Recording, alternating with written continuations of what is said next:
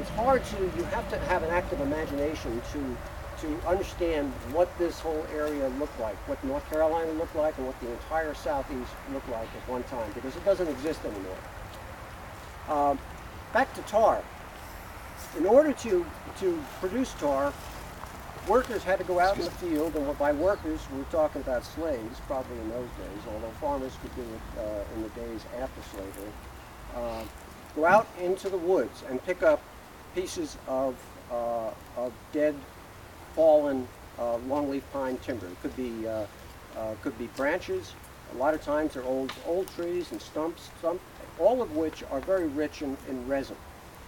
And they would bring them, stack them up beside this long trench here. Now, many tar kilns where they would burn the wood and produce the tar were round.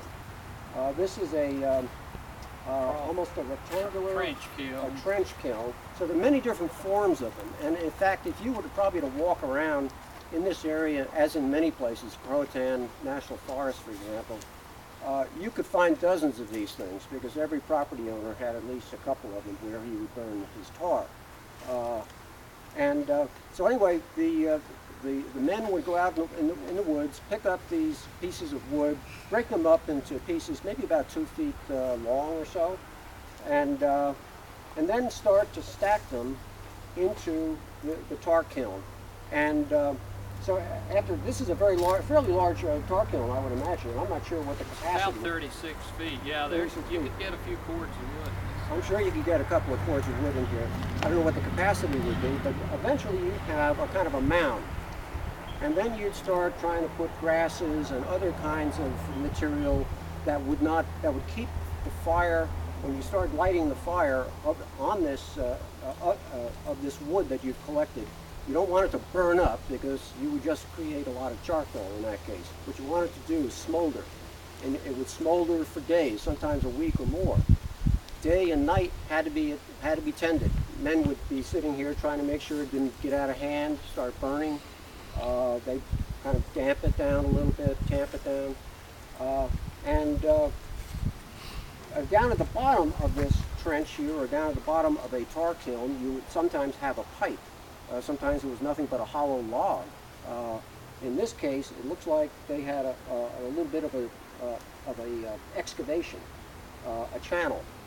And at a certain point, after a couple of days, the tar, which had the wood, which had been burning but very, very slowly, would start to exude this kind of resinous, black resinous stuff.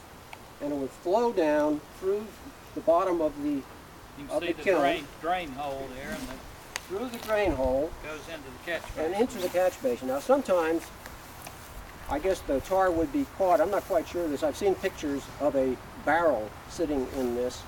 I'm not sure whether that was just placed there to show that tar eventually ends up in a barrel, or whether barrels are actually the receptor of the tar as it went in there. I'm really not sure about that. But at any rate, the tar would end up in this catch basin here. It would end up, it would be placed into barrels, and the barrels could be then taken to a nearby river by wagon, and could then be shipped down to Wilmington, to Fayetteville, where they would have a major market, a worldwide market. Ships from all over the world would come in from about the early 1800s, early 1700s, excuse me, all the way to the end of the wooden ship era in the late 19th century. They would come into all of the great, but especially starting here, the great ports of North Carolina. And for a long time it was mainly Wilmington was the greatest port for shipment of naval stores, as well as New Bern, Little Washington. Every little town that had a port on a river would be inundated by these stores, by turpentine and by tar, all of which were shipped in barrels.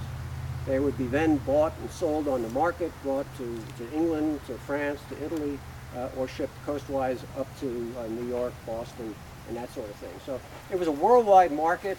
North Carolina was connected to this market through the homely product of our longleaf pine tree.